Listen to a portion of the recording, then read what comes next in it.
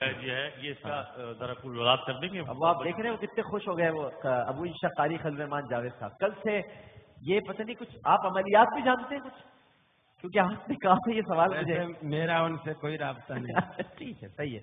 ایک کہ وبی صوم غد نویت من شہر رمضان، تو یہ بتائیے ذرا.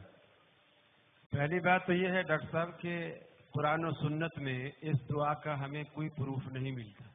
علماء نے اگرچہ اسے اختیار کیا ہے اور لوگوں کو تعلیم بھی دیتے ہیں اور بعض دعاؤں کی کتابوں میں بھی یہ دعا ملتی ہے، لیکن سچ یہ ہے کہ رسول اکرم صلی اللہ علیہ وسلم کی جو ادعیہ مسنونہ ہیں ان میں یہ دعا شامل نہیں ہے، اور معنوی طور پر بھی مجھے یہ صحیح نہیں لگتی اس اعتبار سے کہ جو غدن عربی میں کہتے ہیں یہ بعد الیوم، یعنی آج کا دن گزار کے پھر جو دن آئے گا اس کو غدن کہتے ہیں، اور قمری مہینے کی جو تاریخ ہے وہ مغرب سے شروع ہو جاتی ہے.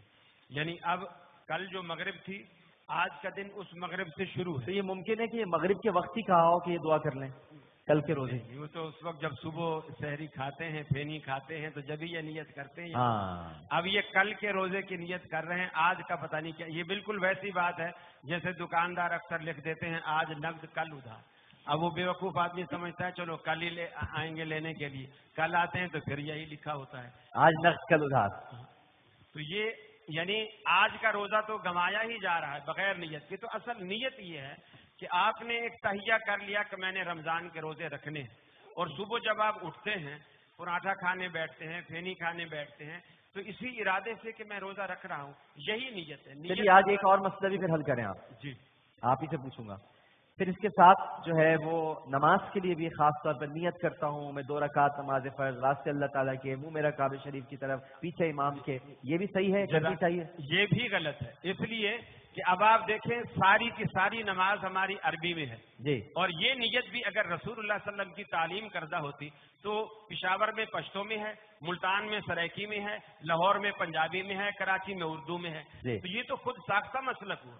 ہماری کوئی بھی پنجابی بھی نماز پڑھے گا عربی میں، سندھی بھی پڑھے گا تو عربی میں، لیکن نیت ہماری مادری زبان میں ہے. اس کے معنی یہ ہے کہ یہ ہمیں کسی مادری زبان والے نے سکھلائی ہے اور اسی نے تعلیم دی ہے.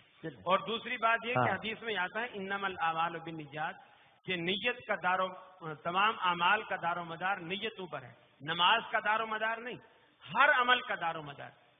تو آپ وضو میں بھی نیت کریں. نیت کرتا ہوں میں وضو کی، پانی ہے کھارا، ٹوٹی ہے پیتل کی، بسم اللہ کر کے پھر آپ وضو کریں.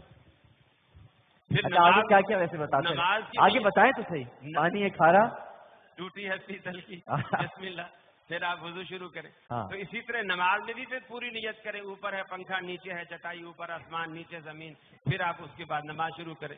یہ صرف یہ بتانا، یہ آپ سب کرتے ہیں ویسے اللہ کو پتا ہے. میں آپ جس طرح سے جس فلو میں ہیں آپ مجھے لگتا ہے یہ سب کرتے ہیں. ہم دل میں سوچ کے آتے ہیں کہ اوپر پنکھا ہوگا، نیچے چٹائی ہوگی، ہم مسجد میں کھڑے ہوں گے، آگے امام صاحب بھی ہوگا، نماز یا پڑھیں گے یا پڑھائیں گے، دونوں صورتوں میں یہ پتہ ہوتا ہے. اور گھر